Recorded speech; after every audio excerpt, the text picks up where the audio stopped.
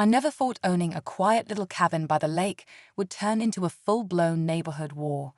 It started like a dream. Peaceful mornings, fishing at dawn, and sipping coffee on the porch while the sun rose over the water. But that peace didn't last long. Out of nowhere, the homeowners association came knocking with papers, meetings, and a smug attitude. They said my cabin didn't meet their community standards, and I needed to leave. Yep, they tried to kick me out of my own property. At first, I was shocked, then confused, and finally angry. I had followed all the rules, paid every due, never caused any problems. But they weren't just targeting me for some broken fence or loud party. It felt personal, like I wasn't welcome at all. The rumors started flying. People whispering about me at the local store. It was clear someone on the board had an agenda. So I did what anyone would do when they're being pushed around. I pulled out the paperwork. And that's when I saw something they definitely didn't want me to know. Turns out, the entire lakefront lot, the land their precious cabins sat on, was legally in my name. And once I revealed that, everything changed, but not in the way you'd expect. The whole situation started to make a little more sense when I dug into the history of the property. Years before I bought the cabin, the original owner had a huge piece of land that stretched all along the lake. Over time, that land was divided into smaller lots and sold off, but the paperwork never quite matched the story the HOA was telling everyone. Somehow, the title to the entire lake lot stayed under my name, a fact that the HOA board seemed desperate to keep quiet. What made it even stranger was how the board members acted once I mentioned this during a meeting. Their faces went pale, voices got shaky, and the usual confident stance disappeared. They started throwing out vague legal threats, but it was clear they were scrambling. I began to suspect there was more at play here than just a simple disagreement about community rules. Friends and neighbors started reaching out too, sharing their own weird encounters with the HOA. Some said they'd been pressured to sell, others hinted at shady deals behind closed doors. The deeper I looked, the more tangled this whole neighborhood drama became. I wasn't just fighting for my cabin anymore. It felt like I was standing against something bigger, something no one wanted exposed. And just when I thought I had a handle on the situation, an unexpected message showed up that changed everything again. That unexpected message came late one evening, a text from someone who claimed to know what was really going on behind the HOA's closed doors. They warned me to be careful, that certain board members had been using their positions to control who stayed and who left, quietly buying up properties at low prices while pushing others out. It was like peeling back layers of an onion, and every new detail made the whole thing messier. Meanwhile, my neighbors started taking sides. Some were quietly supportive, saying they'd felt the pressure too, but were scared to speak up. Others seemed to fully back the HOA, maybe out of loyalty or fear of losing their own spots by the lake.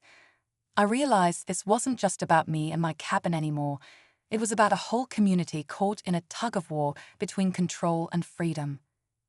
I've also found out that the HOA's rules were sometimes applied inconsistently, which only added fuel to the fire.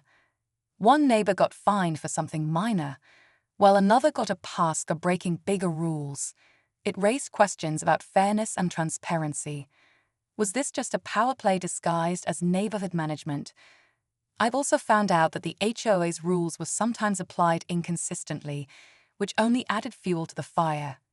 One neighbor got fined for something minor, while another got a pass for breaking bigger rules. It raised questions about fairness and transparency.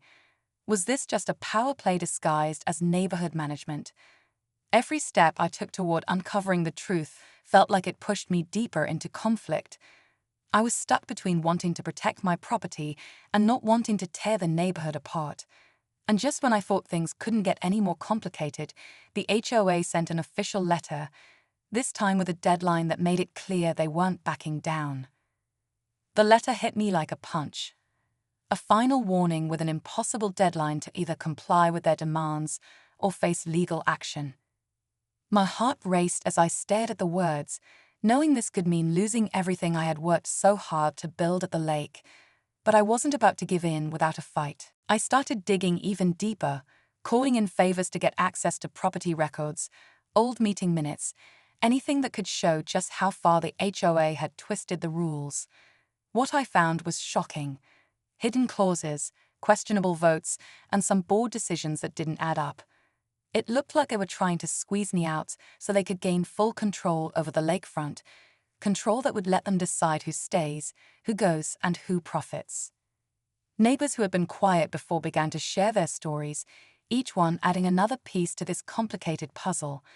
Some had lost their cabins under suspicious circumstances, others had been pressured to sell at unfair prices. The community was more divided than ever, and the tension was thick every time we crossed paths. The HOA board, meanwhile, seemed to tighten their grip. I caught whispers about secret meetings and phone calls late at night. They were gearing up for something, and I wasn't sure what it was. But I knew it wasn't going to end quietly. As the deadline loomed closer, the pressure on me felt unbearable. I had to prepare for the showdown that was coming, but would I be ready when it finally happened?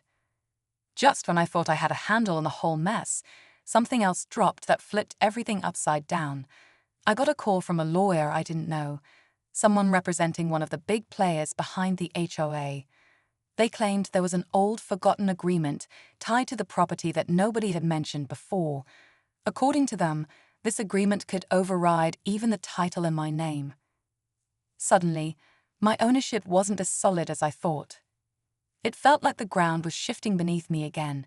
If this agreement was real, it could give the HOA the legal backing to force me out after all. I tried to get a copy, but it wasn't easy. Documents missing, records locked away, and people who should know acting suspiciously silent. The whole thing smelled like a cover-up. Meanwhile, tensions in the neighborhood skyrocketed. Rumors spread fast. Some neighbors warned me to back off for my own good. Others started distancing themselves, afraid to get dragged into a fight that seemed to be spiraling out of control. The peaceful lake cabin I once loved felt like a battleground. I was stuck between fighting for my home and facing the possibility that I might lose everything no matter what. The deadline was getting closer, the HOA's threats louder, and now this mysterious agreement hanging over me like a dark cloud. I knew the next few days would change everything, but how? And who could I really trust? The day of the big meeting arrived, and the tension was thick enough to cut with a knife. The HOA board showed up confident, ready to deliver the final blow. But I wasn't backing down. Armed with stacks of paperwork, legal advice, and the support of a few brave neighbors, I was ready to expose everything. As the meeting began, I laid out the facts. The true ownership of the lake lot, the inconsistencies in the HOA's claims, and the missing documents that raised serious questions about that supposed old agreement. Then, just when it seemed like the board was on the ropes, they dropped their bombshell, a last-minute settlement offer. They claimed it was their way to avoid a lengthy legal battle, a deal that on the surface seemed reasonable. But I noticed something off. The offer came with a catch that would quietly hand over control of the lake access and community decisions to them, undermining not just my rights, but everyone's freedom on the lake.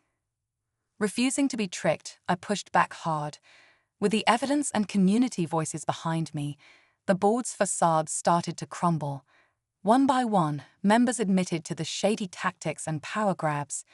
The room grew silent as they agreed to revoke their eviction attempt, recognizing my ownership once and for all. But just as I thought the nightmare was over, a neighbor whispered something chilling. The fight wasn't really about the cabin or the lake. It was about a secret development plan hidden in the county records, one that could change the entire shoreline forever. And now, with the HOA exposed, someone else was watching my every move. After that intense meeting, things didn't just settle down, they shifted into a new phase. The HOA's attempt to kick me out was over, but the bigger story about that secret development plan had just begun. I spent weeks digging through county records and talking to local officials, trying to understand what was really going on. It turned out there was a proposal to turn a large portion of the lakefront into a commercial resort. If it happened, the quiet cabins and peaceful mornings I loved would be gone forever. The more I learned, the more I realized how important it was to stand up, not just for myself, but for everyone who called this place home. I started organizing meetings with neighbors, sharing what I had uncovered, and working to build a community effort to fight the development. It wasn't easy. Some people were skeptical or too tired to fight, but others joined in, fueled by the same love for this lake that had drawn me here in the first place. Looking back, the whole ordeal taught me a lot about the meaning of ownership and community. It wasn't just about legal documents or HOA rules. It was about standing up for what you believe in, even when the odds feel stacked against you.